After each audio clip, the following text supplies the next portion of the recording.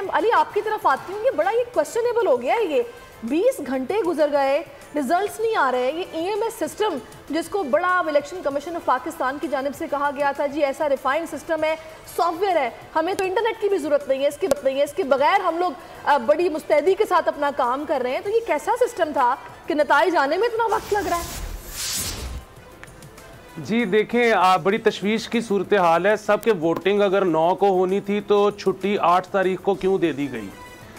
बात यह है कि हमने इलेक्शंस पोलिंग ख़त्म होने के 9 घंटे बाद तक हमारे मोबाइल फ़ोन नहीं चल रहे थे। ये कौन सा ख़तरा था हमारी जानों को घर पे सोते हुए, जिसकी वजह से मोबाइल फ़ोन्स बंद रखे गए। ये एक इंट्रा पार्टी ख़राब होने की वजह से एक पार्टी से इंतखाबी निशान छीन लिया गया।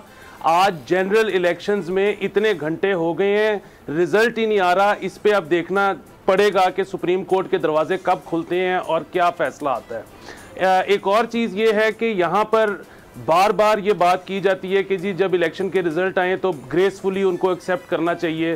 तो मसला ये है कि जब चीज़ें ऐसे महसूस होगा, ऐसे तासुर जाएगा, चाहे वो सही हो या गलत, कि चीज़ें छुपाई जा रही हैं, इंफॉर्मेशन होल्ड की जा रही है, रिज़ल्ट अनाउंस नहीं करने दिया जा रहा, तो फिर जो कैंडिडेट्स लड़ रहे हैं, जो बेसिकली इलेक्शन लड़ रहे हैं, उनसे आप ये तकाजा नहीं कर सकते कि वो ग्रेसफुली चीज़ों को एक्सेप्ट करेंगे।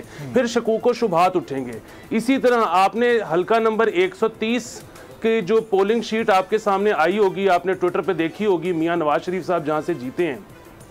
बात ये है कि मतलब ये कैसे हो सकता है कि 14 कैंडिडेट्स जिनमें पीपल्स पार्टी भी शामिल है, जिसमें JUIF भी शामिल है, उन कैंडिडेट्स ने अपने आप को भी वोट नहीं डाला, वो मियां साहब को वोट डाला है। तो ये मतलब इतनी ब्लेटेंट किस्म की जब चीज़ें होंगी, उसके बाद ये एक्सपेक्ट किया जाए कि हम टीवी पर खामोश बैठे रहें, लोग ट्विटर पर बात ना